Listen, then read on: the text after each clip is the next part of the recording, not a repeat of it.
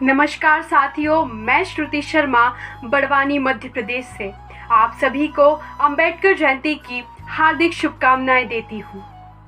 न जात्या महान भवति न कुलजन्मना तेजसा कर्मणा ही विभज्यते नरः धर्मो हि एकः सताम्पथः। विधानं यस्य हस्ते अस्ति सः एव राष्ट्रस्य दीपकः। स्मरामि तं महान् पुरुष यः विधिवेत्ता युग प्रवर्तकः। अर्थात न कोई जाति किसी को महान बनाती है, न कोई वंश का जन्म तेजस्वी बनाता है। मनुष्य को कोई महान बनाता है तो केवल उसके कर्म। जिसके हाथ में विधान है वही राष्ट्र का दीपक है। जी हाँ, मैं स्मरण करती हूँ एक ऐसे महान पुरुष को जो विधि के ज्ञाता और युग के प्रवर्तक थे। साथियों, सदियों की दास्तां के पश्चात जब हमारा राष्ट्र स्वतंत्र हुआ तो एक प्रश्न हमारे भारतवर्ष के मस्तिष्क पर अडिग था।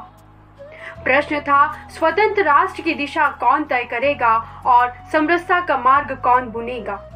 तभी इतिहास ने एक महान पुरुष को आगे किया जो न केवल समाज सुधारक थे बल्कि उनके शब्दों में क्षमता, नजरों में क्रांति और हृदय में संविधान था। जी हाँ, वे थे भारत रत्न बाबा साहेब डॉक्टर भीमराव रामजी अंबेडकर।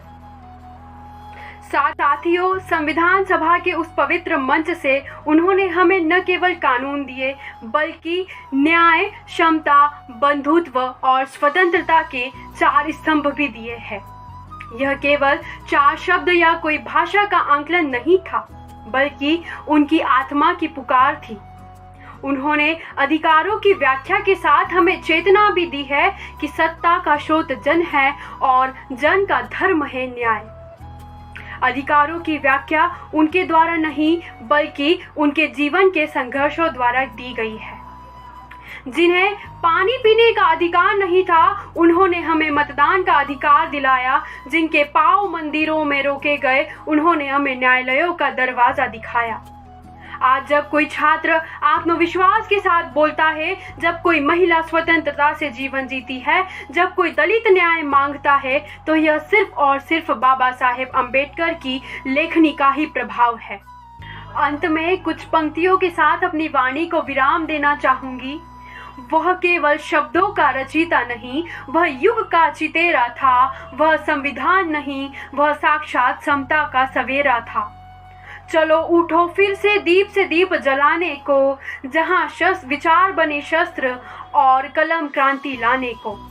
अधिकार तभी पावन बने जब कर्तव्य से जुड़ जाए।